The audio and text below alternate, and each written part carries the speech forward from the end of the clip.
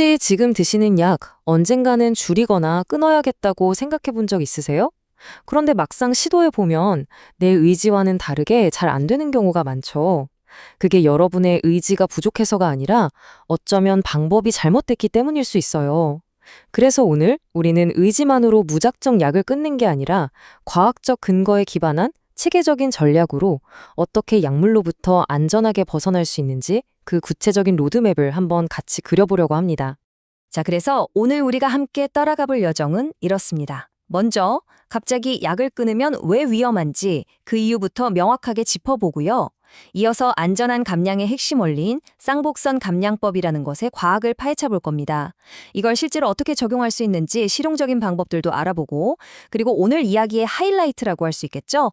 정말 많은 분들이 헷갈려 하심은 금단 증상과 질병의 재발을 어떻게 구분하는지 명쾌하게 정리해 드리겠습니다. 마지막으로 이 모든 것을 종합해서 성공적인 여정을 위한 원칙들을 살펴보겠습니다. 자, 그럼 첫 번째 이야기부터 시작해 보겠습니다. 많은 분들이 경험하는 바로 그 문제죠. 약을 좀 줄여보려고 했더니, 왜 몸이 더 안 좋아지지? 그 근본적인 이유부터 한번 파헤쳐 보겠습니다. 자, 한번 상상해 보세요. 이제 좀 괜찮아진 것 같아서, 이젠 약을 좀 줄여도 되겠다 하고 결심을 합니다. 그런데 약을 딱 끊자마자 갑자기 막 불안하고 세상이 핑핑 도는 것처럼 어지럽고 온몸이 쑤시는 거예요. 이럴 때 대부분 어떤 생각이 들까요? 병이 재발했구나. 나는 역시 약 없이는 안 되나 보다. 이렇게 좌절하게 되죠. 하지만 여러분, 그건 너무 성급한 결론일 수 있습니다. 그 낯선 증상들은 병이 재발한 게 아니라 갑자기 약이 사라지니까 우리 몸이 깜짝 놀라서 보내는 비상신호, 바로 금단 증상일 가능성이 훨씬 높다는 겁니다. 이 둘을 정확히 구분하는 것, 이게 바로 안전하게 약을 줄여나가는 길의 첫 단추라고 할 수 있습니다. 그렇다면 이렇게 고통스러운 금단 증상을 피하면서 안전하게 약을 줄일 방법은 없을까요? 당연히 있죠. 이제 그 과학적인 해법의 세계로 한번 들어가 보겠습니다. 그 핵심 전략이 바로 쌍곡선 감량법이라는 건데요. 이름이 좀 어려워 보이죠? 근데 원리는 아주 간단해요. 약을 10, 5, 0 이렇게 똑같은 양으로 뚝뚝 잘라내는 게 아니고요. 오히려 복용량이 적어질수록 훨씬 더 잘게, 더 조심스럽게 줄여나가는 방식이에요. 뭐랄까, 마지막 한 걸음을 뗄 때 가장 신중해야 하는 것과 같다고 할까요? 와, 이 그래프가 그 이유를 정말 명확하게 보여주네요. 보세요. 약의 용량과 우리 뇌에 미치는 영향이 단순한 정비례 관계가 아니라는 게 핵심입니다. 예를 들어 약을 많이 먹고 있을 때 20mg에서 15mg으로 줄이는 것보다요. 약을 거의 다 끊어갈 때쯤 5mg에서 0으로 줄이는 게 우리 뇌에 주는 충격이 이건 비교가 안 될 정도로 훨씬 크다는 거예요. 다시 말해서 마지막에 남은 그 아주 적은 양의 약이 우리 뇌의 균형을 잡는 데 어마어마한 역할을 하고 있다는 거죠. 바로 이겁니다. 이게 모든 걸 설명해줘요. 약물 감량의 성공과 실패는 사실상 마지막 몇 밀리그램에 달려 있다고 해도 과언이 아닌 거죠.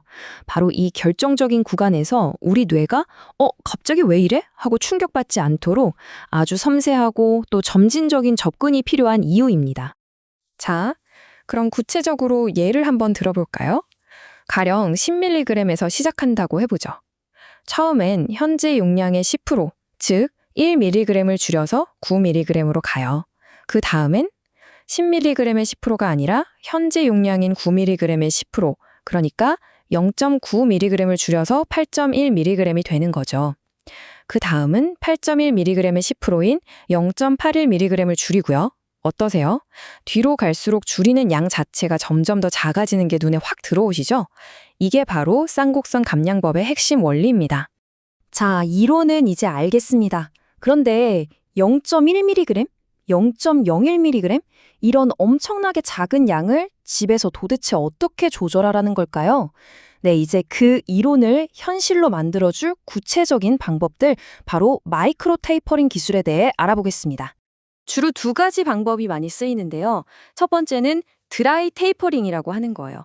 말 그대로 건조한 상태에서 하는 건데 0.001g 단위까지 측정되는 아주 정밀한 저울을 써서요. 약의 무게를 잰 다음에 매일 아주 조금씩 가루를 덜어내는 방식입니다. 그리고 두 번째는 액상 적정법인데요. 이건 약을 예를 들어 100ml처럼 정확한 양의 물에 녹여요. 그런 다음에 매일 주사기로 1ml씩 싹 빼서 버리고 남은 약물만 마시는 거죠. 이 두 방법 모두 우리 뇌가 거의 눈치채지 못할 만큼 아주 천천히 그리고 부드럽게 용량을 줄여나갈 수 있게 도와주는 아주 효과적인 방법들입니다. 자, 드디어 오늘 이야기의 가장 핵심적인 부분입니다. 약을 줄이다 보면 몸이 힘들어지잖아요? 그때 느끼는 그 어려움이 과연 약이 줄어서 생기는 금단 증상인지 아니면 원래 병이 다시 나빠지는 재발인지 이 둘을 명확하게 구별하는 방법을 제가 지금부터 딱 정리해 드릴게요. 이것만 제대로 알아도 불필요한 공포에서 정말 많이 벗어날 수 있습니다. 자, 이 표에 모든 답이 다 들어 있습니다. 딱 3가지만 기억하시면 돼요. 첫째, 속도입니다. 금단 증상은요, 약을 줄이자마자 며칠 내로 그야말로 번개처럼 찾아와요. 반면에 재발은 몇 주 또는 몇 달에 걸쳐서 서서히 스멀스멀 고개를 들죠. 둘째, 증상의 종류가 다릅니다. 재발은 내가 원래 겪었던 그 익숙한 고통이 다시 돌아오는 거지만 금단 증상은 머리가 찌릿찌릿해요, 속이 울렁거려요처럼 생전 처음 겪어보는 낯선 신체 증상을 동반하는 경우가 아주 많아요. 그리고 마지막 셋째, 약에 대한 반응입니다. 이게 결정적인데요. 금단 증상은 줄였던 약을 다시 원래대로 먹으면 몇 시간 혹은 하루 이틀 만에 거짓말처럼 싹 사라져요. 하지만 재발은 약을 다시 먹어도 효과가 나타나려면 최소 몇 주는 걸리죠. 이 3가지 꼭 기억하세요. 실제로 금단 증상을 겪는 많은 분들이 공통적으로 하는 말이 있어요. 예전에 아팠던 거랑은 차원이 달라요. 이런 느낌은 진짜 처음이에요. 바로 이 낯섦, 이 생경한 느낌이야말로 지금 겪는 고통이 재발이 아닐 수 있다는 아주 강력한 증거가 될 수 있습니다. 특히 이런 증상들이 나타난다면 아, 이건 금단 증상일 수 있겠구나 하고 한 번쯤 생각해 보셔야 합니다. 이유 없이 어지럽거나 머릿속에서 전기가 찌릿 통하는 듯한 느낌? 이걸 브레인잽이라고도 하거든요. 그리고 메스꺼움, 감각 이상, 근육통, 아니면 꼭 심한 독감에 걸린 것 같은 몸살 기운 같은 것들이요. 이런 증상들은 우울증이나 불안장애의 증상과는 좀 결이 다르거든요. 금단 증상에서만 볼 수 있는 특징적인 단서들이라고 할 수 있죠. 자, 이제 지금까지 우리가 나눈 모든 정보를 바탕으로 약물로부터 안전하게 자유로워지는 이 여정을 성공적으로 이끌기 위한 핵심 원칙들을 한번 정리해 보겠습니다. 이 4가지 원칙만은 꼭 가슴에 새겨주세요. 첫째, 속도보다 방향입니다. 조급해하지 마세요. 무조건 천천히 우리 몸이 적응할 시간을 충분히 주는 게 가장 중요합니다. 둘째, 내 몸의 신호에 귀를 기울이세요. 너무 힘들면 잠시 멈추거나 감량 속도를 더 늦추는 유연함이 필요합니다. 이건 실패가 아니라 지혜로운 조절이에요. 셋째, 절대 혼자 가지 마세요. 이 여정을 함께할 조력자, 바로 의사와 반드시 상의해서 감량 계획을 세우고 조율해야 합니다.